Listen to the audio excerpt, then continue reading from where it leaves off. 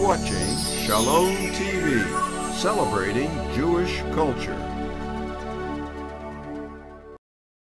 Funding for Shalom TV has been provided by the following.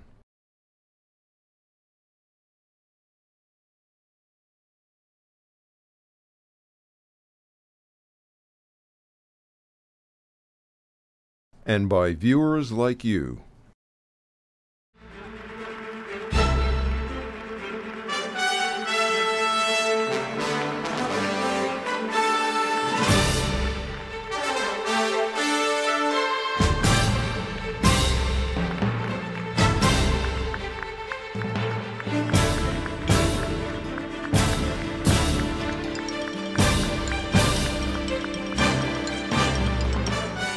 I'm standing with one of world Jewry's leading journalists, the remarkable David Horowitz, who is the editor of the Jerusalem Post.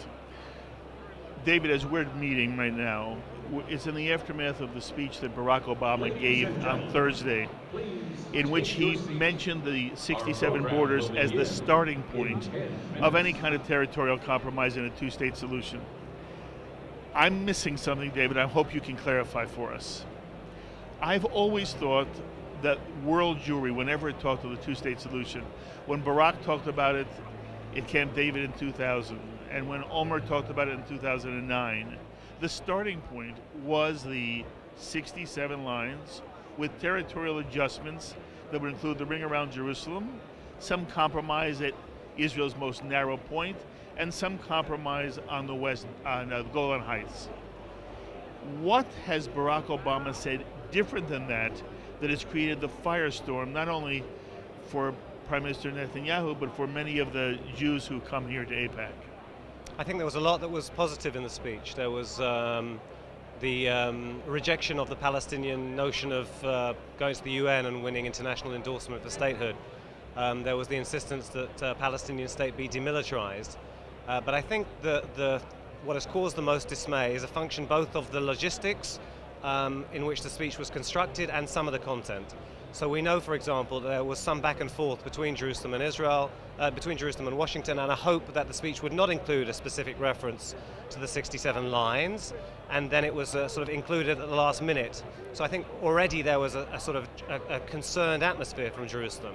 And then in terms of content, the fact that the president spoke of seeking first to sort out border and security issues on the basis of the 67 lines, and then dealing with the other issues, Jerusalem and the refugees specifically, later. And I think what concerns the Prime Minister is that, in a sense, the President is asking that Israel make its most dramatic concession, that it give up most or even pretty much all, with some adjustments, of Judea and Samaria, its key resonant bargaining chip, if you like. And the Palestinians are not being asked to do anything at this stage in terms of giving up their most dramatic point where they'll need to concede, the refugee issue. So in other words, you have a president who it can be interpreted as saying is calling for Israel in phase one to go back to its extremely problematic pre-67 lines without a simultaneous requirement for the Palestinians to say, and yes, of course, we're not going to be able to overwhelm this reduced Israel by weight of demographic numbers. Obviously, the fact that you're in Israel gives you a very different perspective from the one that we get here in America. Do you and the Israelis whom you respect most feel that Barack Obama is at the core in some way tilting towards the Palestinians? I think Israelis in the middle ground are very torn. They feel that Israel needs an accommodation with the Palestinians to maintain a Jewish and democratic Israel, but they're very dubious about the Palestinian partner.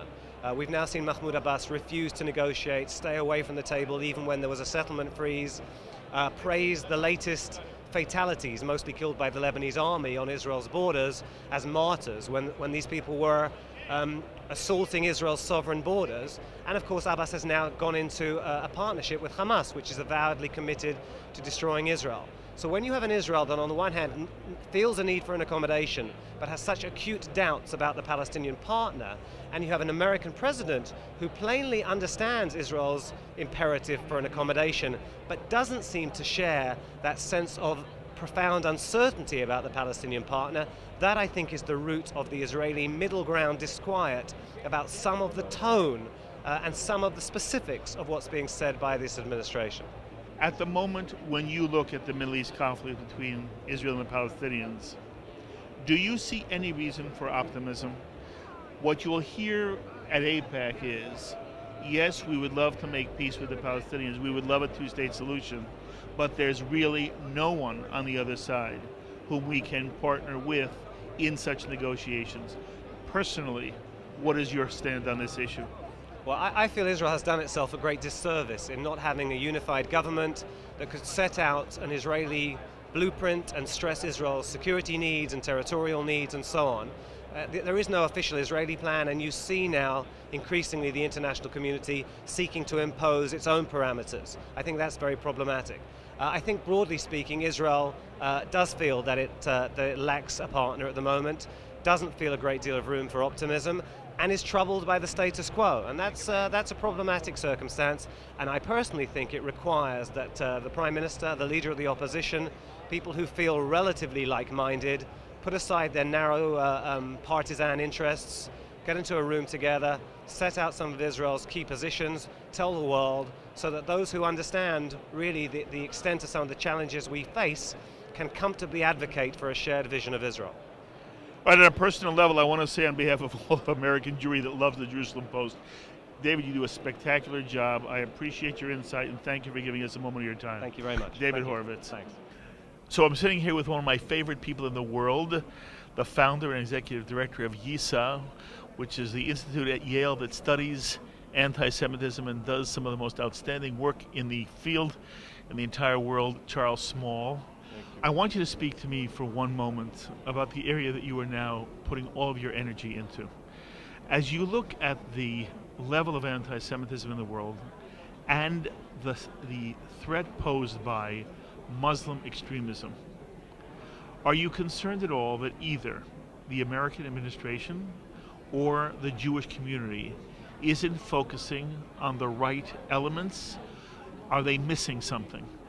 So as I was telling you the other day, I knew the phrase that I've been using a lot lately is that you cannot wake up a dog that's pretending to sleep. And I find that the elephant in the room, if you will, among the radical Islamic movements that are gaining more and more strength, and YISA has been very much concerned about that since our beginning 5 years ago, is that the rise of radical Islam, a key component of it is anti-Semitism, is genocidal anti-Semitism. They've successfully imported the most pernicious forms of European anti-Semitism into the center of the social movement. They use the protocols to describe Jews, Israelis, and Zionists, and anybody who wants to defend democratic rights and help to see a Palestinian state emerge that is a democracy, we hope that the so-called Arab Spring will usher in democratic principles, and people seem in the media in the United States to be very optimistic about this. But anti-Semitism as the key to the social movement, particularly among the Muslim Brotherhood, is very disturbing, and there's a silence among policymakers and among the media in the United States and beyond to discuss this issue. And for example, the leader of the Muslim Brotherhood, Kawdari, who came back from exile and led the Friday afternoon prayers a few weeks after the so-called Egyptian revolution, he basically called in front of 2 million people for marching on, he was preaching to 2 million people, and he called for marching on Jerusalem, marching on Israel. And this is a man who's repeatedly said that Hitler has done good work, and God willing, he'll be able to continue the work of Hitler. So why are we not discussing this? Why aren't we? What do you think it is, Charles? I think it's a bit of ignorance, and I think it's almost that people will want to see the positive side of things, and I don't know. I don't know if people want to sort of appease the Muslim Brotherhood and appease this rise of radical Islam, but I feel the longer we wait, the longer the cost will be, not only to the United States and not only to people who believe in democracy in the region, but also to Israel. And this is something that affects, if you believe in human rights and democracy and the rule of law, of women's rights, of religious minority rights, of gay rights, these are issues that need to be addressed urgently. And the longer we wait, the cost increases. Charles, when you talk about a cost and the ultimate ramifications of this, are you talking in symbolic terms, or do you feel or fear for literal consequences that could bring some kind of, I don't know, death, destruction to a Western mentality and a Western way of life? It is. I mean, Lebanon fell. Hariri's father was killed in this UN inquiry that's supposed to publish the report last September, and then last December, and Obama promised it would come out. We don't even discuss it anymore. And he was forced to go to Tehran to shake the hands of the killers of his father. And we don't discuss this. Now Egypt is falling. We don't discuss the underbelly of the Muslim Brotherhood. So this social movement is a revolution. It's an earthquake. And it's anti-democratic. It's anti-democratic. You know, in the Western media, it is positioned as a revolution for democracy. Sure, but democracy isn't having an election and letting it being taken over like in the 1979 revolution of Iran. Democracy is creating institutions, a rule of law, where all citizens are equal under that law, that all citizens have equal access to the social, economic, and cultural rights of their society, to be full, equal citizens. And the Muslim Brotherhood is diametrically opposed to those principles. And they're clear and unequivocal, as is Hamas and Hezbollah and Iran and others. And we should educate ourselves in their worldview. And it's a deep worldview. It's based on religious principles and on political strategies. We have to respect their words. We have to respect what they say in the mosques on Friday and understand their language. And the longer we don't engage that, and I think if the Obama administration is speaking about engagement, we have to engage their worldview and then understand it and then speak their language and then deal with it, and we don't. One last question. By the way, we should say, first of all, you were born in Canada. Yes. Educated where? I was educated in Montreal at McGill University, and then I went on to University College of London, UCL. Then I went to Oxford. Then I did a postdoc at the University of Montreal, which is the French University of Montreal. And then I taught at the University of London and then taught in Israel before coming back here. So my point is, you certainly are steeped in a Western way of viewing the world. And then you've studied, to a large extent, the way in which the Middle Eastern mentality works. There's not only a tendency, a desire, Charles, for Jews, for liberal Americans, to really believe that humanity is one, not in fellowship, but in mentality and worldview. To what extent do you believe that we make a mistake if we don't understand that there is a legitimate Middle Eastern mentality and way of viewing the world, which in fact is significantly different from the ones that we grow up in, whether we're in America, whether we're in Canada, or in parts of Western Europe? So I think it's very important to understand, I think there's different perceptions in the Middle East. There's different political tendencies and cultural tendencies, so it's not a monolithic place by all means. So I don't know if there's a Middle East mentality. Emmanuel Levinas, who was a very important Jewish philosopher from Lithuania, survived the Holocaust in France. Using Pirkei Avot and Jewish ethics, he spoke eloquently as stating that the moment you see your face in the face of the other, this is when you become a human being. Mm-hmm. And the politics of multiculturalism, of democracy, of recognizing the other is very important. So we need to recognize the other, be they Palestinians or Iranians or British or Americans, whatever. And there is a oneness or connectedness to humanity. But those who don't respect the other, people like Kawadari, who's the head of the Muslim Brotherhood, or the Iranian revolutionary regime, who do not see Jews as humans, who do not see Jews as fully human beings worthy of recognition. When we don't recognize the other, this can lead to slavery, segregation, or even attempts to annihilate. And that we have to stand against. So I don't think that's necessarily Middle Eastern, but this totalitarian, very regressive social movement needs to be understood and addressed. You did not use the word Muslim either. Is there no one Muslim mentality? Absolutely not. There's 1.5 billion Muslims in the world, literally all over. Sorry, excuse me. There's 1.5 billion Muslims in the world, literally all over the world, from Los Angeles to Sudan to Iran to London to Paris. there's different cultural influences, different religious worldviews. Some Muslims and some Muslim teachings are very open to the other and very accommodating to other and live in peace and harmony with the other, and some are quite reactionary. So I think it's very important to distinguish, like any other group, that there's differences. From all that you've studied, from all that you know, from all that you feel, is there at the moment an interlocutor for Israel on the Palestinian side ready to genuinely accept the notion that Israel has a right to exist and that the Palestinian now needs to give up the longing to return to their grandfather's homeland, be it in Jaffa or Tel Aviv or Haifa or anywhere in what we now call inside the Green Line? Is there a peace partner for Israel? I think there are people in the PA and groups in the PA that recognize that a two-state solution would be the way to go, and that would recognize Israel as a separate nation that should live in security. I think that's true.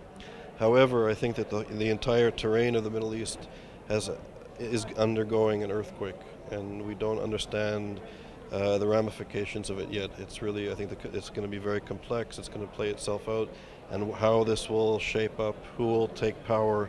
Will it be the Brotherhood that will not ever recognize Israel's right to exist, or will there be the emergence of truly democratic practices, hopefully, that would accommodate a two-state solution in Egypt, in Syria? Remains to be seen. These are going to be very important next few years, probably. So this is one of the really good guys on the American Jewish and really world Jewish scene. Can anybody come up and benefit from YISA? Definitely. All of our programming is open to the public. We're in New Haven at Yale University. What's your website? Yeah, we have a website that we videotape everything we do, so we have a videotape archive. So you don't only have to see it on Shalom TV. No, sorry. You can see it on Shalom TV or on our website, but it's much better on Shalom TV. But our website is www.yale.edu/YISA, which is YIISA. Well, you know how much I love you and respect you, and you know there are people here in this room right now who also are tremendous supporters of you. I thank you for the time, and we will always sit together, and in any way at all that we can be of help to you, you know, Charles, I will do it. And continued success in your important work. Thank you. Charles Small of YISA. So I've had the chance, through my work with Shalom TV, to meet some of the most interesting individuals on the world Jewish scene who are making a unique contribution to Jewish life and our understanding of Israel. And none is doing any more than this man to my right, David Bedin, who in some way is an alternative voice, a gadfly, one who insists on trying to get to the truth even if it is unpopular for the Jewish community to hear. Your organization is the Israel Resource News Agency, which people can find as well, right? You're also with the Center for Near East Policy Research, both of which are in Jerusalem. David, thank you for sitting with us. Thank you. It's good to be here, despite the fact that here at the AIPAC Conference 2011, there's a tendency to sanitize and to paper over what Israel faces. Okay, so what's the worst error of omission that you've heard at the AIPAC conference? The Palestinian Authority is preparing a massive war to kill Jews en masse. We don't know if it'll be 10, 20, 100, or 1,000, but that's what they're preparing. They're preparing their children in their schools for the past 18 years to pop out and fight Israel to liberate all of Palestine. They've been preparing it and preparing it and preparing it. There's nothing here about the Palestinian schools, nothing here about the Palestinian media, nothing here about the Palestinian judiciary system, nothing about the maps of the Palestinian Authority with the brand new maps where Israel is completely eliminated. The Palestinian Ministry of Tourism, same thing. There is no Israel. There is no Israel. Also in the school books, there's no motivation of the people here to understand the extent to which the people here, the Palestinian Authority, is not something that is. Well, you know, the next session is how to improve the lives of the people in Palestinian Authority. Well, excuse me, they have put in a school system. A school system dedicated for the destruction of Israel, for the liberation of all of Palestine, and to prepare children for the violent struggle. To prepare children to admire anyone who's murdered a Jew. Now, those of us who've studied history, I studied with Professor George Morse at the University of Wisconsin, and it was something that we always asked is, well, how did the Nazis get away with all this? Their educational system. which demonized the Jews. We would ask, well, did they say to kill the Jews? No, that was kept quiet. Here it's not quiet. It's right there. And the people here are the people who come to an AIPAC conference, are thousands of people are here. They want to fight for Israel. They want to know what Israel's against. Instead, it's all sanitized. Well, maybe they'll accept some principles. Maybe it'll be okay. Maybe if they have a better, there's more investment, everything will be okay. Sorry, it has nothing to do with reality. Reality is what it is. We didn't want to, I didn't start out this way. I started out 40 years ago as a guy promoting reconciliation, promoting the idea of a Palestinian state. I was one of the first people involved in that. So all I wanted to do was get to know who the people were involved. So I went, and amongst other things, when the Oslo process started, they said, okay, well, what's going to be with the schools? Are the schools going to prepare the people for what they call a West Bank Gaza state? Instead, the school books, which for our agency, Israel Resource News Agency, with the Center for Near East Policy Research, we were the first agency to purchase the Palestinian school books with the permission of Arafat's Minister of Education.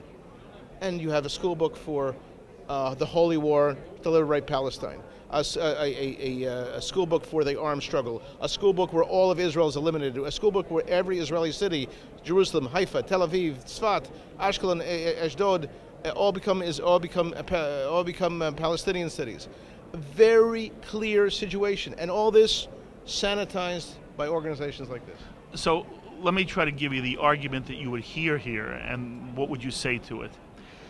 The Jew has also prayed for a return for centuries to all of Zion. And at some point, the Jew looks at all of the land, including Judea, Samaria, doesn't like the term the West Bank. And if we could have our way, it would be Palestine on both sides of the Jordan River. But at one point, reality, in essence, confronted our wishes. And at that point, there became a change in both Jewish ideology and in Jewish practice. And now the Jew, actually beginning with Ben-Gurion and even in the 30s, the Jew said, yes, we will share the land. Is it possible that Palestinians who at the moment feel there is no negotiation from Israel's side does publish a map without Israel, but understands that if there ever were an accommodation, a new map would be published, and new school books would be published, and that what the Palestinian is waiting for from his perspective is an accommodation, a negotiation, some kind of compromise that would have for them the same effect of sharing the land. Is there any sense in you that there is a Palestinian leadership which would be willing to honestly share the land with the Jewish state of Israel? Any mention of reconciliation or accommodation with the Jews, with the Jewish state, with Zionism is totally absent from anything coming out of the nation Palestinian Authority. It doesn't exist. In Arabic. In Arabic, because it is said in English. No, excuse me. They hire public relations firms. These maps are in English. When they hire a public relations firm, you know, one of the greatest moments in my work as a journalist, 10 years ago, there was a terrorist attack where the PLO took credit for firing at a school bus. I was in Toronto at the time. I opened up CNN, and they had condemned it. Well, I said, what's going on here? Because I just heard from Israel so I said, what's going on? So I contacted CNN. I used to be the CNN radio correspondent in Israel. I contacted CNN in Atlanta. This is at 4 o'clock in the morning. Why are you putting this out? Well, there was an intern on the phone, and she says, well, I got this message from the PLO office in Washington at 4 o'clock in the morning. They were very smart. They condemned it there, but here they praised it.